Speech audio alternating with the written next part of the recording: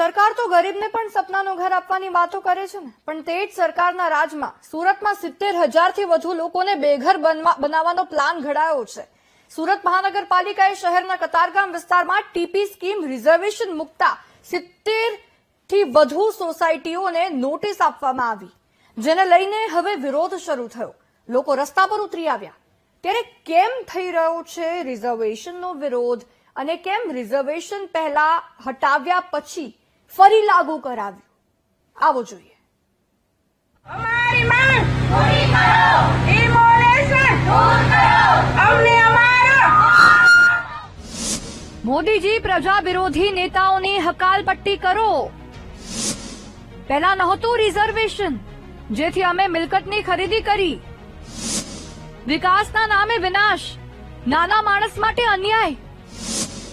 20-25 વર્ષથી અમારી માલિકીની રહેણાંક મિલકત પર રિઝર્વેશન કેટલું યોગ્ય? સરકાર પાસેથી ન્યાયની અપેક્ષા, અમારું રહેણાંક અમારો હક। આવા બેનરો સાથે હજારોની સંખ્યામાં નીકળી પડેલા લોકોના ગુસ્સાને આ રેલી પરથી જ મહેસૂસ કરી શકાય છે। મુદ્દો સુરતના કતારગામમાં આવેલી ટીપી સ્કીમ નંબર 4950 અને 51ના રિઝર્વેશનનો છે। મહાનગરપાલિકાએ આ ટીપી સ્કીમમાં આવેલી 70થી વધુ સોસાયટીઓને ડિમોલિશન કરવા માટે નોટિસ ફટકારી છે, જેના વિરોધમાં હજારો લોકોએ કતારગામ દરવાજાથી કમિશનર કચેરી સુધી મહારેલી યોજી રિઝર્વેશન રદ કરવા કમિશન અને મેયરને રજૂઆત કરી। રિઝર્વેશન આવ્યું ક્યાંથી અને કોણ લાવ્યું છે, અને જો આવ્યું છે તેને દૂર કરો। અમારી રહેણાંકની જગ્યા છે, એના પર અમારો હક હોવો જોઈએ, નહીં કે કોઈ ગવર્મેન્ટ નહીં કોઈ સરકારનો।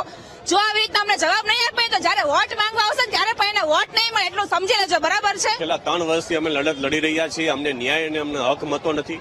અમે ફરી એકવાર અહીંયા સુરત મહાનગરપાલિકાના કચેરી આવેદનપત્ર આપી રજૂઆત કરવા માટે આવ્યા છીએ કે ભાઈ અમારું જે ખુલ્લા પ્લોટ, રહેણાંક સોસાયટી કે સોસાયટીની વાડીમાં કે મકાનોની અંદર જે રિઝર્વેશન મૂકવામાં આવ્યા છે કે જે 2022 પહેલા ક્યારે આ જગ્યા ઉપર રિઝર્વેશન હતા નહીં, અમે સરકારી રેકોર્ડની તપાસ કરાવ્યા બાદ અમે આ મિલકતની ખરીદી કરી છે।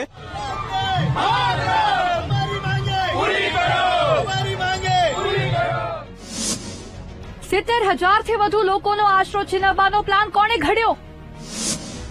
શું લોકોને બેઘર કરીને વિકાસના દાવા ઠોકવા માંગો છો? જેણે મત આપ્યા તેમને બેઘર કરતા સુરત મનપાના સત્તાધીશોને શરમ નથી આવતી? 2022 પહેલા રિઝર્વેશન નહોતું તો અચાનક મિલકત પડાવવા ક્યાંથી આવી ગયું? શું નેતાઓની અંદરોઅંદરની લડાઈમાં લોકોને બેઘર બનાવવાનું પ્લાનિંગ છે? લોકોના આક્ષેપ પ્રમાણે જ્યારે કતારગામના ધારાસભ્ય વિનોદ મોરડિયા વિકાસ મંત્રી બન્યા હતા ત્યારે રિઝર્વેશન બચાવી લેવાયું હતું, પરંતુ નવું મંત્રીમંડળ રચાતા જ મિલકતો પર ફરી રિઝર્વેશન મુકાયું છે। એટલે કે નેતાઓની અંદરોઅંદરની લડાઈમાં હજારો લોકોને બેઘર કરવાનું પ્લાનિંગ છે। તેવામાં હવે આ વિરોધની ભભૂકતી આગને જોતા મનપા પોતાનો નિર્ણય પાછો લે છે કે પછી હજારો લોકોનો આધાર છીનવી તેમને નિરાધાર બનાવે છે, તે જોવું રહ્યું। કેમેરામેન દેવેશ સોલંકી સાથે ધ્રુવ સોમપુરા, વીટીવી ન્યૂઝ, સુરત।